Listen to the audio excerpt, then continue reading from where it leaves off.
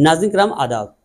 नाज़रीन किराम, इस वक्त हम मौजूद हैं, हमारे साथ गोपाल खंडेलवाल जी हैं, जो इस वक्त 2024 के इलेक्शन में, विधानसभा इलेक्शन में एमएलए उम्मीदवार के तौर पे, आज़ाद एमएलए उम्मीदवार के तौर पे खड़े हुए हैं। आइए उनसे आपको रूबरू करवाते हैं, उनके परिचय आपसे सटिस परिचय जो है उनका दिलाते हैं, उनका इस्तकबाल करते हैं। वेलकम है तर्जुमान में गोपाल खंडेलवाल जी आपको। और सबसे बड़ी बात है कि आप इस वक्त जो है आज़ाद उम्मीदवार के तौर पर स्वाधीन हिसाब से जो है खड़े हुए हैं, और आपको नाम है गोपाल और आपका जो है निशान है बांसुरी। ये बहुत बड़ी बात है। और सबसे पहले तो हमारे दर्शक, क्योंकि ज़्यादातर लोग आपको जानते तो ज़्यादातर लोग हैं, लेकिन फिर भी हमारे दर्शक ये जानना चाहते हैं आपके पूरे बायोडाटा। मेरा परिचय मतलब बालासोर में होटल टोरंटो से है। होटल टोरंटो में बनवाया था 1990 में, इनॉग्रेट किया था, वो स्टार्ट हुआ था। तब से बालासोर वासी के साथ में मैं साथ में ही हूँ, हमेशा हमेशा उनके साथ में, हर तरह से। मैंने बिजनेस से भी, फ्रेंडशिप से भी, पढ़ाई में यहीं पर किया हूँ, लोकली हूँ, तो इसलिए बाकी जो हो सकता है।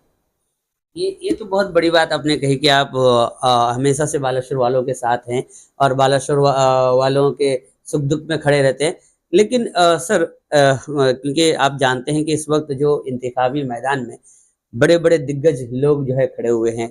बीजेडी से अगर कह लिया जाए कि जो विधायक, प्रेजेंट विधायक हैं, उनको जो है टिकट दिया गया है। बीजेपी से नौजवान लीडर को दिया गया है। और अगर कांग्रेस से कहा जाए तो एक नारी नेत्री का जो है स्वागत किया गया है, नारी को जो है टिकट दिया गया है। तो ये तमाम लोगों के दरमियान आप अगर आजाद उम्मीदवार के तौर पे विक्रम पंडा भी खड़े हुए हैं, तो आप जो है खड़े हुए हैं क्या सोच लेकर, क्या सेवा करने जा रहे हैं लोगों की, क्या उम्मीदें हैं आपका? अगर आप जीतेंगे, अगर लोग आपको वोट करेंगे तो क्या फायदा होगा? आप किस तरह लोगों तक? नहीं, ऐसा है कि जितने भी खड़े हुए हैं सब छोटे भाई लोग हैं, सबसे परिचय है। ऐसा बात नहीं कि मैं उनके लिए नया हूँ, वो मेरे लिए नया है, लेकिन सबका अपना अपना एक एजेंडा होता है। वो अपने तरीके से काम करते हैं, मैं अपने तरीके से काम करता हूँ। उन लोग पार्टी के लिए काम करते हैं, मैं अभी इंडिपेंडेंट हिसाब से काम करूंगा। मेरा मोटो है काम करना। कौन कौन से काम होंगे जो आप करेंगे? क्योंकि आप बोल रहे हैं कि वो पार्टी के लिए काम कर रहे हैं। विक्रम पंडा भी आजाद उम्मीदवार पे खड़े, आजाद उम्मीदवार पे खड़े हैं। वो भी किसी पार्टी के लिए काम नहीं कर रहा, वो भी खुद भी लोगों के सेवा के लिए जो है आगे आया है। तो आप भी लोगों के सेवा के लिए आगे आए, तो वो कौन कौन से सेवा होंगे, कौन कौन से मुद्दे होंगे जो आप अभी गाँव में जा रहे हैं, गली में जा रहे हैं, दही इलाके में जा रहे हैं, तो कौन कौन से मुद्दे लेकर जा रहे हैं? नहीं, पहला तो है सब अपना अपना काम कर रहे हैं। विक्रम पंडा भी अपना काम कर रहा है, कोई प्रॉब्लम नहीं है, अच्छा है, समाज के लिए काम कर रहा है। उसी तरह से हम भी काम करता है, सबके लिए काम करता है। तो आप जो काम करेंगे कौन से? पहला तो आप एक चीज देखिए, बालासोर में एक छोटा सा सबके मुद्दा जो है, सबसे बड़ा मुद्दा, एक हम लोग का रेलवे फुटओवर ब्रिज लास्ट 18 महीना से पड़ा हुआ है। डेली 4,000 से 5,000 आदमी जाते हैं स्टेशन, सबको तकलीफ होता है। एक हम लोग का रेलवे मंत्री, हम लोग का यहाँ का एक्स कलेक्टर है, आते हैं, कितने बार आते हैं, उनको दिखाई नहीं देता है कि वहां पर फुटओवर ब्रिज नहीं है। आदमी इतना दूर चल के जाता है, बूढ़े बुजुर्ग आदमी जाते हैं, सामान ढो के जाते हैं। तो ये छोटा सा काम नहीं कर सके, एक छोटा सा काम है जो 1 मिनट में, जब हम बात करते हैं, जो हम बात करते हैं मेट्रो ये चलाएंगे और हजारों हर स्टेशन को मेट्रो क्या क्या बना देंगे, तो एक छोटा सा ब्रिज, हाँ, बुलेट ट्रेन बनाएंगे और मॉडर्नाइजेशन करेंगे, तो एक छोटा सा फुटओवर ब्रिज 18 महीने से नहीं हो सका। तो ये इसमें इसका दायित्व किसका था? कांग्रेस का भी था, बीजेपी का था। बीजेपी का तो ज्यादा था, तुम्हारा मंत्री हो। बीजेडी का भी है, लोकल एमएलए क्या कर रहा था? तो आज तक इसको तो उठाया नहीं। इस तरह से बहुत सारे मुद्दे हैं, बहुत सारे छोटे छोटे चीज हैं जो कोई देखता नहीं है, सब बड़ा चीज को देखते हैं, हम छोटा चीज को देखने आए हैं। ये बहुत अच्छी बात आपने नाज़रीन गोपाल जी ने रेलवे स्टेशन का जिक्र किया, क्योंकि लोग वाकई जो परेशान होते हैं, जो नज़ारा हमें नजर आती है, उस वाकई गोपाल जी ने उसको महसूस किया है, वो मुद्दा रखा है। लेकिन गोपाल जी, जब ये तो एक मुद्दा है, तो रेलवे का है, ये सेंट्रल का मामला है। ये कोई सेंटर का नहीं है, हमारा एमपी का सेंटर है। नहीं, बिल्कुल हमारा रेलवे मिनिस्टर का सेंटर का है, हमारा रेलवे मिनिस्टर बालासोर का कलेक्टर था, तो उन लोग को दिखाई नहीं देता था। कम से कम देखना तो चाहिए कि कैसे पैसेंजर हैरान होते हैं। हम खुद हैरान होता है, हम लोग को चलने में, हम लोग डायबिटीज वाला आदमी है, तो आप 1 किलोमीटर पैदल चलोगे, उठोगे, लेके सामान लेके कहाँ से कुली लाओगे? हमारा छोड़ दीजिए, चल हम कैपेबल है, अफोर्ड कर सकता है, बाकी जो गरीब आदमी क्या करेगा? ये तो अहम मुद्दा आपने छेड़ तो दिया। इसको, ये तो एक ही मुद्दा है, इसमें बहुत सारे मुद्दे हैं। और कौन हम कौन से और कौन कौन से नहीं अभी मुद्दे? बताएंगे ना बाद में, अभी जब आएगा मैं आपको एक छोटा सा चीज दिया कि आप ये वाला मुद्दा पहला है, सबसे पहला ये वाला मुद्दा है, बाकी तो बहुत सारे जब निकलेंगे तो निकलता जाएगा बहुत सारा। अब यह है ठीक है, एक मुद्दा दे दिया, बाकी हम करेंगे क्या? तो हम लोग डेवलपमेंट ऑफ बालासोर, जैसे कि मैं होटल वाला हूँ, जब मेरा उम्र था 24-25 साल का था, तब मैं बालासोर टोरंटो बनाया था, तो मेरा विजन कहाँ से कहाँ तक था, उस टाइम मेरा विजन क्या था। तो अभी 20-30 साल के बाद में तो मेरा विजन क्या हो सकता है, डेवलपमेंट ऑफ बालासोर, क्या क्या डेवलपमेंट हो सकता है। अब इंडिविजुअल के हिसाब से मैं नहीं कर सकता था, अब मैं पब्लिक लाइफ में आया हूँ कि मैं कॉन्टेस्ट करूंगा, जीतूंगा, जीतने के बाद में जो बोलेंगे वो करवाऊंगा, मैं कैपेसिटी है कि मैं लड़ सकता हूँ, मैं काम करा सकता हूँ।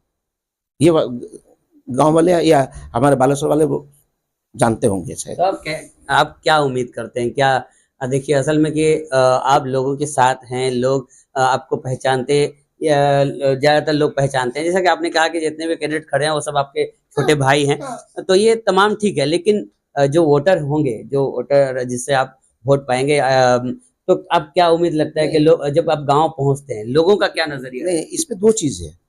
आज तक मैं जो करता था पर्सनल कैपेसिटी में करता था, किसी को हेल्प कर दिया, तो मैं एक बार कर सकता हूँ।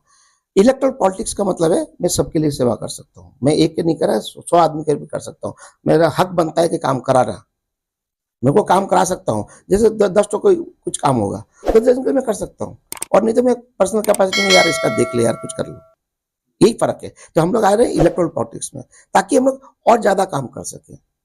मतलब आप कहना ये चाहते हैं कि अगर एक इंसान खुद से करे किसी का मदद तो वो अलग चीज है, अगर कोई अगर पावर में रहे तो वो ज्यादातर पावर का जो है अहमियत जो है अलग महत्व है अलग कि महत्व है। हम लोग काम करना है और ज्यादा इफेक्टिवली हम काम कर सकता है, जबरदस्ती काम कर सकता है कि नहीं तुमको करना पड़ेगा, वो वॉइस मेरा है।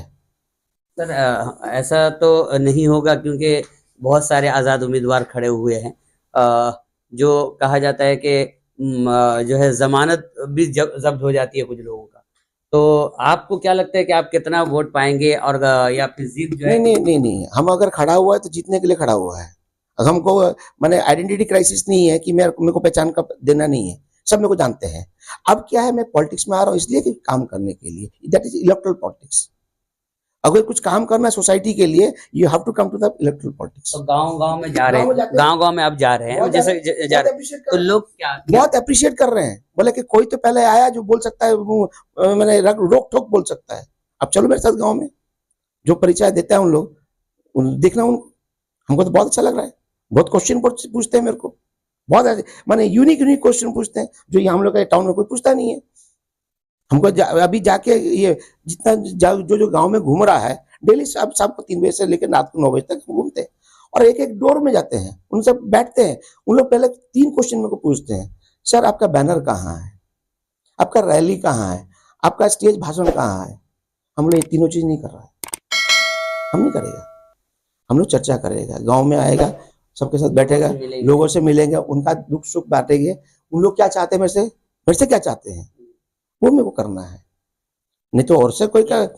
आप कहना चाहते हैं कि जो सत्ता दल हो या फिर जो भी बड़े पार्टियां हो जो रैलियां करते हैं, मंच करते हैं, ये इससे बेहतर है कि लोगों तक पहुंचे। हाँ, बिल्कुल सही बात है भाई, इतना खर्चा कौन कर सकता है, उन लोग ही कर सकते हैं, हम लोग नहीं कर सकते उतना, तो हम लोग क्यों करें वो सब। आदमी लोगों को काम चाहिए और रैली नहीं चाहिए। जो काम आप रैली में खर्चा करते हो उसी को गांव में बांटो ना भाई। तो अभी फिलहाल मैं ये जानना चाहूंगा कि आप वोटरों से किस तरह का अपील है, क्योंकि और कुछ दिन बाकी रह गया, लगभग 10 या 11 दिन बाकी रह गया, तो हाँ जो है समझ लीजिए अगर 1 हफ्ता समझ लीजिए हम बाकी रह गया, तो लोगों को सीधा सीधा, क्योंकि तर्जुमान के जानिब से जो हमारे दर्शक है वो सुने रहे हैं आपको, तो सीधा सीधा लोगों से क्या अपील रखना चाहेंगे, क्या कहना चाहेंगे, क्योंकि लोगों के लिए आप खड़े हैं। नहीं, लोगों को कुछ नहीं, उनको सपोर्ट करना है मेरे को, अगर काम करवाना है तो मेरे को सपोर्ट करना पड़ेगा। मैं जीत के आऊंगा तो देखो मैं क्या कर सकता हूँ, एक बार ट्राई करो। बांसुरी बजनी चाहिए। बिल्कुल बांसुरी बजाओ, बिल्कुल बांसुरी बजाओ, क्योंकि अच्छा, सुर ताल कहाँ से आएगी? बांसुरी तो बजे। पब्लिक पब्लिक वो देंगे ना मेरे को। सुरताल तो वही है मेरे, मैं तो बांसुरी लेकर खड़ा हूँ, सुरताल उनका होगा। वो जितना बजाएंगे उतना ज्यादा काम आएगा, उतना बेहतर काम होगा। उतना बेहतर काम होगा। और सबको मालूम है काम कर सकता है गोपाल, उतना कैपेसिटी रखता हूँ मैं। शायद मैं रखता हूँ, शायद मैं सोचता हूँ कि शायद मैं रखता हूँ, उतना कैपेसिटी है कि मैं काम करा सकता हूँ कोई भी स्टेज में। वाकई नाजरीन, हमारे साथ गोपाल खंडेलवाल जी थे। क्योंकि ये नया चेहरा नहीं है बालासुर के लिए, बालासुर के तमाम बुद्धिजीवी लोग उनको जानते हैं, पहचानते हैं। वो एक मारूफ चेहरा है। सबसे बड़ी बात यह है कि उनके अंदर जो लोगों की खिदमत करने का, लोगों को जो है मदद करने का जो जज्बा, लोगों के लिए काम करने का जो जज्बा था, उसको मद्देनजर रखते हुए वो अकेला करने से बेहतर है कि वो अगर पावर में आते हैं, अगर वो जीत कर आते हैं, तो आप लोगों के काम को और आगे लेके जाएंगे और आप लोगों के साथ खड़े होंगे। इसी उम्मीद के साथ गोपाल खंडेलवाल जी हमारे दरमियान आज थे और उन्होंने अपने दिल की बात कही कि वो बांसुरी लेकर खड़े हो चुके हैं। सुर ताल देना की काम आप करिए और आगे चलकर बहुत जबरदस्त तरीके से बांसुरी बजेगी और बालेश्वर का विकास होगा। इसी के साथ अजीम बालेश्वरी, तर्जुमान न्यूज टाइम बालेश्वर, उड़ीसा।